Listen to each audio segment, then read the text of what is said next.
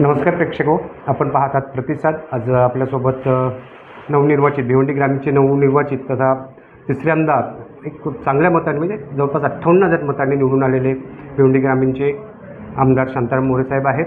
नमस्कार. मोरे साहेब, सुरुवातीला तुम्हाला शुभेच्छा की तुम्ही विजयी हॅट्रिक मारली. भिवंडी ग्रामीण लढत अटीतटीची वाटत होती, पण ती एकतर्फी म्हणजे तुम्ही 2009ला एक साधारण 9-10,000 मतांनी आलेले. त्याच्यानंतर 2019ला पण एकतर्फी निवडणूक असताना पण तुम्हाला एवढी लीड नव्हती मिळाली. आत्ता वातावरण थोडंसं विरोधात असं वाटत होतं स्टार्टला. असे असतानासुद्धा तुम्ही 58,000ची लीड घेतली, याबद्दल काय सांगाल? बघा, जेव्हा महायुतीचे कार्यकर्ते प्रचाराला फिरतात तेव्हा सर्व माहोल त्या ठिकाणी बदलतो आणि याच्यामध्ये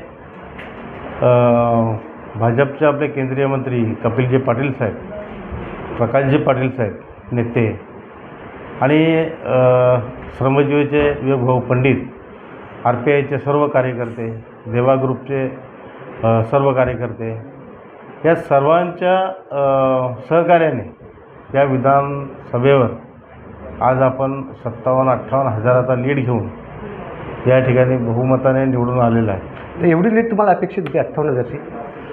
म्हणजे आम्ही 1 लाख, 1.25 लाखच्या आसपास आम्ही मतं घेऊ आणि निवडून येऊ असं सर्वांचं जेव्हा आम्ही बसलो त्यावेळेला असं सर्वांचं काय बोलतात करेक्शन करून 1.25 लाखाच्या आसपास जाऊ मतं पडते अशी कॅल्क्युलेशन असं कॅल्क्युलेशन होतं. पण तरी पण 1,26,000 मतं पडणं काय सोपी गोष्ट नव्हती. मी थोडी मतं नाही पडली, कारण सर्व कार्यकर्ते म्हणजे तळागाळातले सर्व जेवढे माझ्या सहसंपर्कात असलेले किंवा सर्व काय बोलतात त्याला महायुतीचे सर्व कार्यकर्ते पेटून उठले होते की ह्या मतदारसंघामध्ये पुन्हा एकदा आमदार शांताराम मोरे यांना निवडून द्यायचं आहे. आणि त्यांच्या बळावर आज ही जी निवडणूक आहे ही आम्ही एवढ्या लीडनी निवडून. महायुतीची ताकद तर होतीच, म्हणून तो एवढी मतं मिळाली. बरं, तुमचा एक शांत संयमी स्वभाव, साधारणतः आता 3री टर्म आहे, 2 टर्म तुम्ही आमदारकी भोगलेली आहे, तर या तुमच्या स्वभावाचा तुम्हाला मतदानामध्ये काय फायदा झाला असेल असं वाटतं? 5 वर्ष म्हणजे मी 10 वर्ष या ठिकाणी आमदार म्हणून काम करतो, पण कुठलाही कार्यकर्ता आजपर्यंत माझ्यावर नाराज नाही की साहेब मला आईवरून असं काय शब्द वापरला आहे किंवा वेगळा काही शब्द वापरला आहे. कुठलाच कार्यकर्ता म्हणजे माझ्याबद्दल आजपर्यंत कुठलाही कार्यकर्त्याने सांगावं का ह्यांनी मला ही शिवी अशी वापरली. त्याच्यामुळे हे सर्व कार्यकर्ते आहेत ते माझ्याबरोबर ह्या टर्मला सर्व एकत्रित येऊन आणि ही निवडणूक लढले आणि बहुसंख्य माझ्या स्वभावावर सर्व मित्रमंडळी असेल, सर्व परिवार असतील, महायुती व्यतिरिक्त इतर सर्व म्हणजे माझ्या महायुतीच्या व्यतिरिक्त हे सर्व कार्यकर्ते माझ्या स्वभावावर म्हणजे वाड्यापासून ते आपल्या पडग्यापर्यंत सर्व माझ्या स्वभावावर त्या ठिकाणी त्यांनी काम केलं आणि भरघोस मताने ही निवडणूक त्या ठिकाणी आपल्याला निवडून दिली. त्याबद्दल मी त्यांचं मनापासून आभार मानेन. ओके साहेब, आम्ही एक पत्रकार म्हणून जशी निवडणूक लागली तिथून आम्ही त्या गोष्टीचा आढावा घेत होतो. त्याच्यात बऱ्यापैकी स्टार्टला ही निवडणूक अटीतटीची वाटत होती. थोडासा महायुतीच्या विरोधात वातावरण तयार झालेला. तुम्ही उद्धव गटातून शिंदे गटात म्हणजे आत्ताचे तुमच्या म्हणण्यानुसार मूळ शिवसेनेत आलेल्या त्याचा पण काहीतरी राग जनमानसात दिसत होता. जसजसे दिवस म्हणजे त्यावेळेसच असं वाटत होतं की निवडणूक ही अटीतटीचीच होणार. बरोबर. जसजसे तुम्ही उमेदवारी अर्ज भरत त्यापर्यंत तुमचा अपक्ष भाजपातून अपक्ष एक फॉर्म भरला, तुमच्या विरोधात उमेदवारी अर्ज दाखल केला. बरोबर. त्याच्यानंतर एक 4-5 तारखेनंतर वातावरण हळूहळू म्हणजे आम्हाला जे जाणवं होतं ते हळूहळू तुमच्या बाजूने सरकत गेलं. त्याच्यानंतर तुमच्यात हे आपले दशरथ पाटील, तेलिवरे, रुपेश म्हात्रे अशी मंडळी जसजशी तुमच्या म्हणजे जसजसे दिवस पुढे सरकत गेले तसं तुम्ही विजयाच्या दिशेने आगेकूच करत होता हे दिसत होतं. असे असले तरी या गोष्टीचा तुम्हाला म्हणजे काय वाटतं की त्यावेळेस तुम्हाला पण निवडणूक हे वाटत होती की अटीतटीची होईल अशी स्टार्टला? नाही, वाटत होती ना. निवडणूक जेव्हा स्नेहा पाटील यांचा फॉर्म तेव्हा होता आणि त्याच्यानंतर सन्माननीय कपिल पाटील साहेब यांच्याकडं आम्ही त्या विनंती केली आणि वरून तसंही सांगण्यात आलं की महायुतीचं काम सर्वांनी करायचं आहे. त्याच्यामुळं ते लोकही सर्व त्या ठिकाणी त्या स्नेहा पाटील यांचा फॉर्म माघारी घेतला. त्याच्यानंतर सर्व कार्यकर्ते अजून जोरानं कामाला लागले. त्याच्यामध्ये काय झालं की दशरथ पाटील ह्यांनी आपल्याकडं प्रवेश केला, प्रकाश तेलिवरे यांनी आपल्याकडं प्रवेश केला, रुपेश दादा म्हात्रे यांनीही प्रवेश केला आणि माजी जिल्हा परिषद अध्यक्षा दीपालीताई यांनी आपल्याकडं प्रवेश केला. त्याच्यामुळं ह्या मतदारसंघामध्ये आपल्याला ज्या ज्या ठिकाणी तोटा होणार होता तो सर्व ह्या कार्यकर्त्यांच्या येण्यामुळं तो भरून निघेल अशी सर्वांना अपेक्षा होती आणि तसंच झालं. आणि एवढे कार्यकर्ते एकदा जमा झाल्याच्या नंतर साहजिकच आहे की आपली सीट जी आहे ती निवडून येणार सर्वांनाच हे होती. आपल्याच चॅनलवर समोरचे कॅन्डिडेट बोलले होते की आम्ही यांची डिपॉझिट जप्त करू. तर आम्हाला त्याच्याबद्दल काय वाटलं नाही, पण आम्हाला ती पूर्ण खात्री होती का कार्यकर्त्यांच्या बळावर आपण 100% ही निवडणूक जी आहे हे आपण जिंकून येणार आहोत. कार्यकर्त्यांच्या बळावर तर झालंच. आता आम्ही पण या तुमचे पूर्ण प्रचार यंत्रणेचा अभ्यास करत होतो. त्यावेळेस तुमचे नेते प्रकाश पाटील साहेब, पंडित पाटील, बंटी योगेश, विष्णू चंदे, मनोहर ठाकरे, मी इथलीच पडगा परिसरातली नावं सांगतो. यांची जी प्रचार यंत्रणा ग्राउंड लेवलला उतरून कसं कुठल्या पद्धती हँडल करायचं याचे एकदम आखणी करून त्यांनी जे काम केलं असं प्रत्येक विभागात झालं असेल याचा पण तुम्हाला फायदा आला.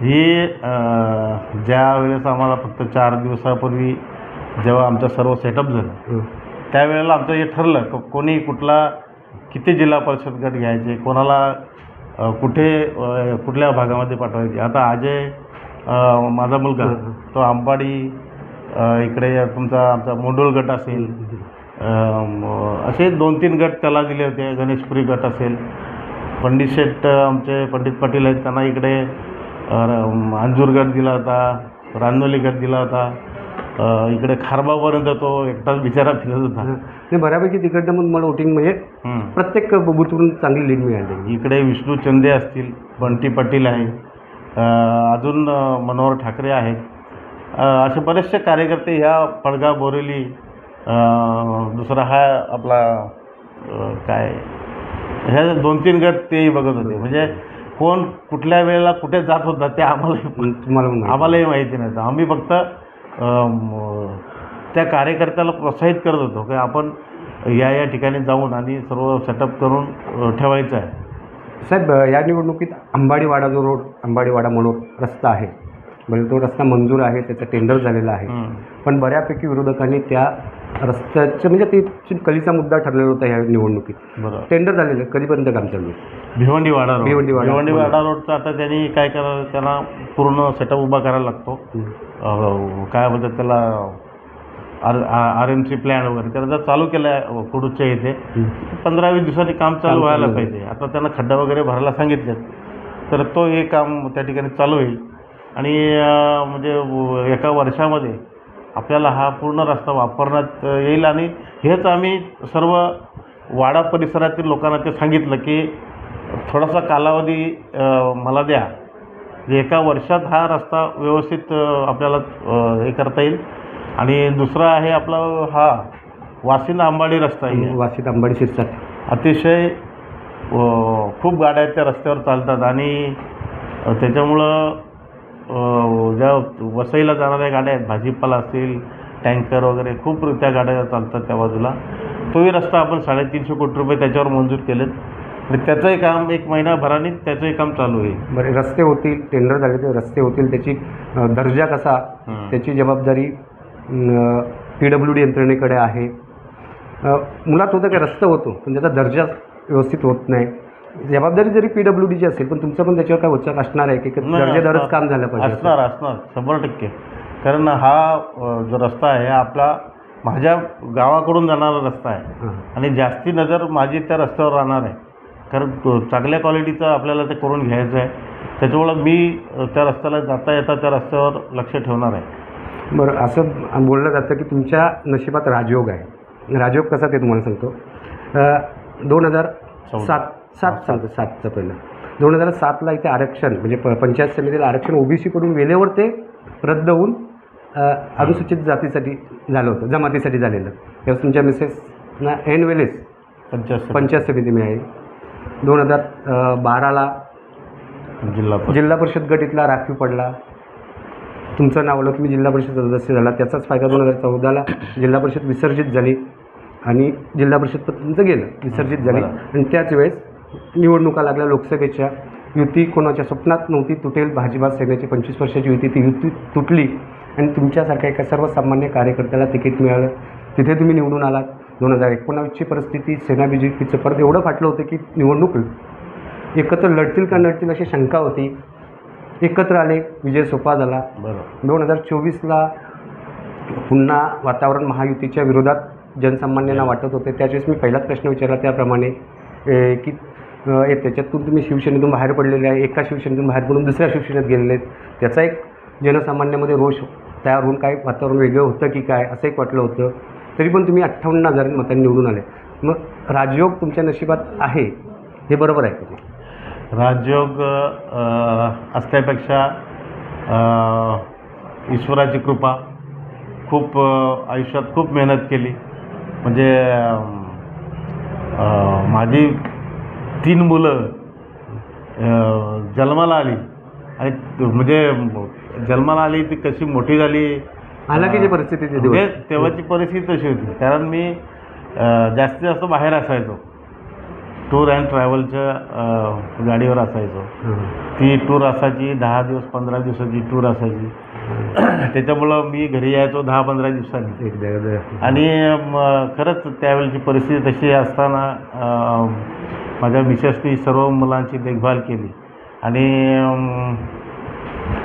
2007ला जेव्हा पंचायत समितीला आरक्षण पडल्याच्यानंतर या भागामध्ये आपल्याला पंचायत समितीसाठी कोण कॅन्डिडेट द्यायचा, तर माझ्याच गावातले 2 शाखाप्रमुख होते, एक उपशाखाप्रमुख आणि शाखाप्रमुख. यांनी माझ्या मिसेसचं नाव प्रकाश पाटील साहेब यांना दिलं आणि ती चांगल्या प्रकारे निवडणूक ते प्रकाश पाटील साहेब जिल्हा परिषदला इथं उभा राहिले आणि पंचायत समिती आमच्या त्या गणामध्ये बोरिवली गणात तेव्हा माझी मिसेस उभी राहिली आणि ती पण 2000च्या मतदान त्यावेळेस निवडून आली, बऱ्याचशा मतांनी निवडून. आणि त्याच्यानंतर या ठिकाणी पडगा मी तिच्याबरोबर यायचो इथे पडग्यामध्ये.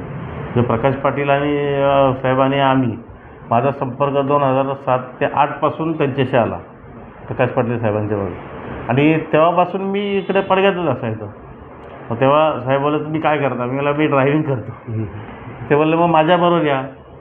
मग मी त्यांच्याबरोबर राहायला लागलो. मग नंतर इथे पण जिल्हा परिषदला आरक्षण पडलं ST.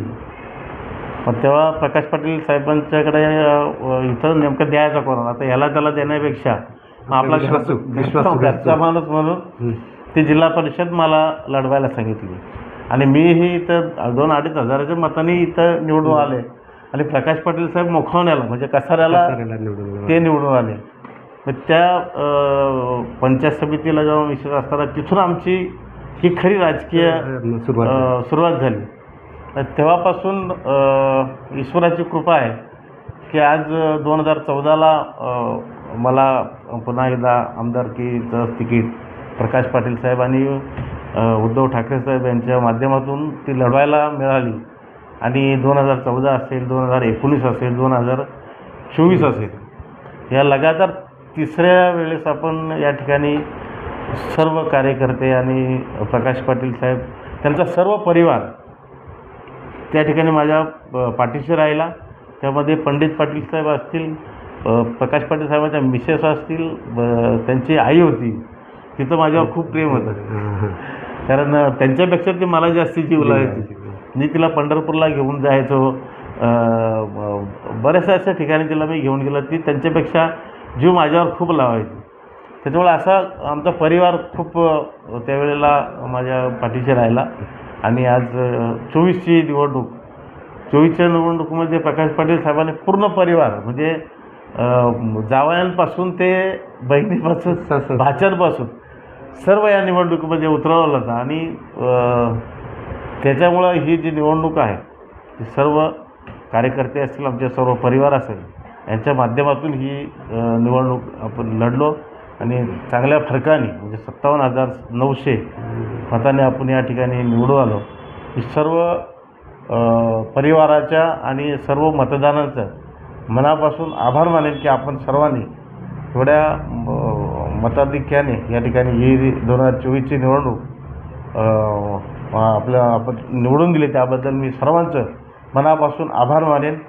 धन्यवाद. धन्यवाद.